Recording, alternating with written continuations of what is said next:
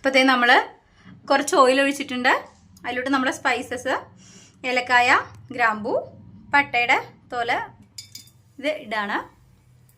ഇതൊന്ന് ജസ്റ്റ് പൊട്ടിക്കഴിഞ്ഞാൽ നമുക്ക് ഉടനെ തന്നെ നമ്മുടെ റൈസ് ഇടാം.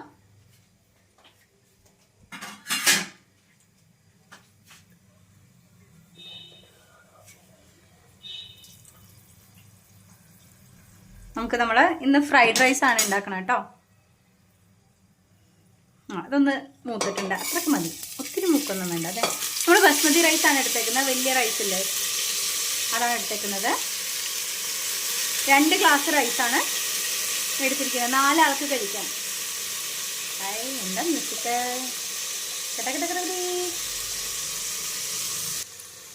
ഈ റൈസില്ലേ ഒരു 2 മിനിറ്റ് നേരം നമ്മളൊന്ന് വറക്കുന്നുണ്ട് കേട്ടോ. ഫുള്ള് തീയിലിട്ടിട്ട് നിർത്താണ്ട് ഇളക്കാണ്ട് നമ്മളൊന്ന് ജസ്റ്റ് ഒന്ന് ഫ്രൈ ചെയ്തെടുക്കാം.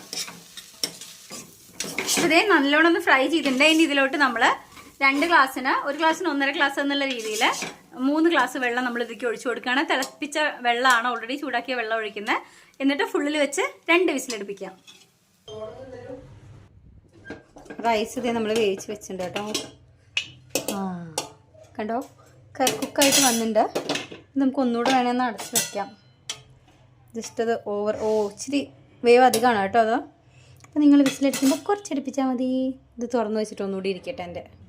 ഇനി നമുക്കിത് മിക്സ് ചെയ്യാം. അപ്പോൾ ഞാൻ നമ്മുടെ കയ്യിൽ അണ്ടിപ്പരിപ്പില്ല, അതുകൊണ്ട് മുന്തിരിങ്ങ ഇട്ടിരിക്കണം കേട്ടോ. വെള്ള സാധനം ഇട്ടിട്ട് നമ്മൾ ഉണ്ടാക്കാം. ഓക്കെ, അതൊന്ന് മൂത്ത കഴിഞ്ഞാൽ വാങ്ങിയിട്ട് നമുക്കതിലോട്ട് നമ്മുടെ ബാക്കി മിക്സ് ഇടാം. ഇനി ഇത് അതിലോട്ട് ഇടാൻ എടുത്ത് വെച്ചിരിക്കുകയാണ്. ഇഞ്ചി, വെള്ളുള്ളി കുഞ്ഞായിട്ട്, ഇത് കനം കുറവാണ് കേട്ടോ. ആക്ച്വലി കണ്ടോ, തിക്നെസ് വളരെ കുറവാണ്, കണ്ട വലുപ്പമുണ്ട് തോന്നിച്ചാലും. ക്യാബേജ്, ക്യാരറ്റ്, ഒനിയൻ, ബീൻസ് ഇല്ല, സോ നമ്മൾ ഇടുന്നില്ല. ഇനി ഇതെല്ലാം നമുക്ക് ഇട്ടിട്ടൊന്ന് മൂപ്പിച്ചെടുക്കാം. ഇനി ഇത് നമ്മൾ ഉള്ളി ഇട്ടിട്ടേ, ഉള്ളി ഒന്ന് നല്ലോണം മൂത്ത ശേഷം നമുക്ക് ബാക്കി 2 ഇട്ട് കൊടുക്കാം. ഇനി എന്താ നമ്മൾ നമ്മുടെ ജിഞ്ചറും ഗാർലിക്കും ഇട്ട് കൊടുത്തു. ഇതൊത്തിരി മൂക്കാനൊന്നും നിൽക്കുന്നില്ല. നമ്മുടെ ഒപ്പം നമ്മുടെ ക്യാരറ്റും ക്യാബേജും കൂടെ തട്ടിക്കൊടുത്തു.